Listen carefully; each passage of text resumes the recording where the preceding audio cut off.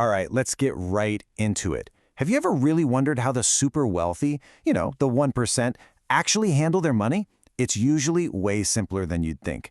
What we're going to do here is break down a really powerful blueprint that they use to build and, just as importantly, keep their wealth. And the best part, it's a rule that pretty much anyone can use no matter what your paycheck looks like.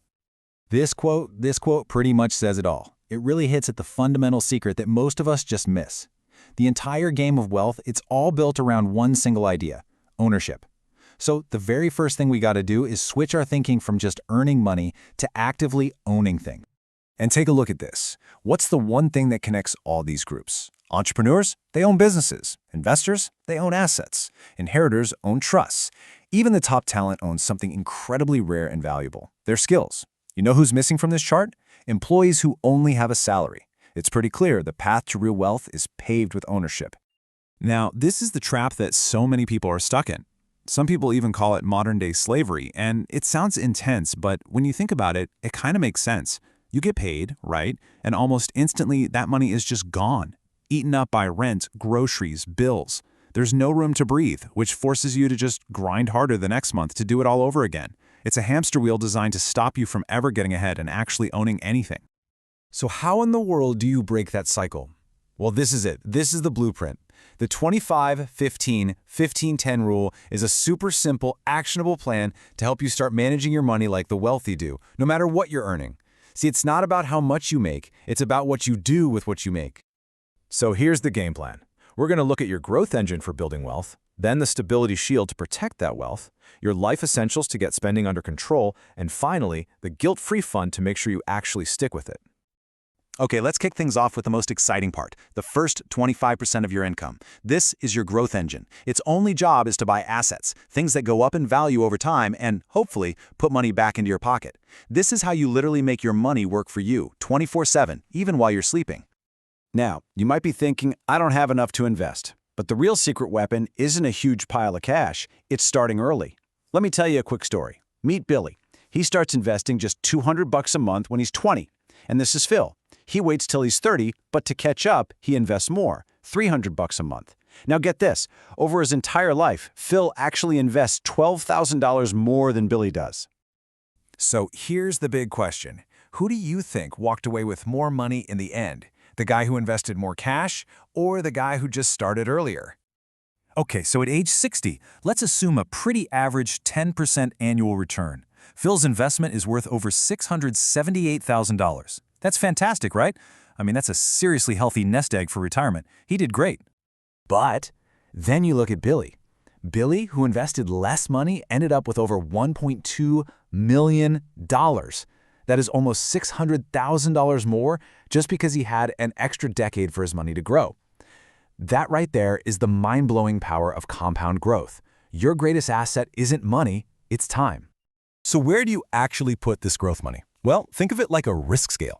At the bottom, you have your solid foundation, say for things like index funds. An index fund basically lets you buy a tiny piece of the whole stock market, so you're instantly diversified. As you move up, you can invest in yourself with high-income skills or take a bit more risk with things like an online business or picking stocks. And way up at the top, you've got your speculative bets, your moonshots like crypto. The key is to build a strong foundation first, then you can start taking bigger swings. All right, let's talk about the next 15%. This is your defense. We call it the stability shield. Its job is to protect all the progress you're making and keep you in the game when life, inevitably throws a wrench in your plans. Because without this, one piece of bad luck can literally erase years of hard work. Let me tell you a quick story about why this is so critical. A young guy buys a used VW Golf on a loan. He's feeling great, like he's finally making it, and then boom, the engine completely blows. He's got no savings, so he's forced to take on more debt to fix it, which just spirals. And that one unexpected bill sets him back financially for an entire year. The stability shield is what prevents that from happening. So what is it exactly? It's simple. A stability fund is just 5 months of your essential living expenses, saved up. Just figure out your bare bones monthly cost for rent, food, utilities, and transportation, and multiply that by 5. That number is your target. Every month, 15% of your income goes right into that fund until it's full. Now, where you park this money is absolutely crucial. There are 3 rules, and they are non-negotiable. First, you have to be able to get to it fast, like within 24 hours. It's for emergencies, right? Second, it has to be at 0 risk. This is not investment money, it's insurance money. You can't afford to lose it. And third, it should still be earning some interest for you in a high-yield savings account. That way, it's at least fighting off inflation while it's sitting on the sidelines. Okay, now for the biggest piece of the pie, 50% for your life essentials. The main goal here is to cover what you actually need to live while fighting tooth and nail against something called lifestyle creep. That's that sneaky tendency we all have to spend more money every single time we get a raise. And here's the secret to winning that fight. The wealthy don't rely on willpower to control their spending. Why? Because willpower is flaky. It comes and goes. Instead, they build systems that make good financial decisions almost automatic. Capping your lifestyle at 50% of your income is the first rule in that system. And here's an amazing little system you can use for any purchase that isn't a true essential. Before you hit that buy button, just run it through this quick 3-question checklist. First, is this an impulse buy? If the answer is yes, force yourself to wait 7 days. Second, are you buying this for the brand name or for the actual value it provides? Be honest. And finally, is this thing genuinely going to improve your life in the long run, or is it just a quick little dopamine hit? This simple framework will save you from so much wasted money. It's incredible. And finally, we get to the last 10%. This is your guilt-free fund. Think of it as your joy jar.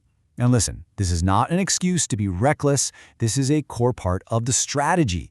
Trying to save and invest without ever rewarding yourself feels like a punishment. You'll burn out. This 10% is the pressure release valve that makes the whole plan sustainable for years and years. And the key is to spend this 10% on things that have a huge impact. So instead of just buying more stuff, you're buying memories on a vacation, you're staying passionate by investing in a hobby, you're strengthening your friendships with cool experiences, or buying thoughtful gifts for people you love. You see the pattern?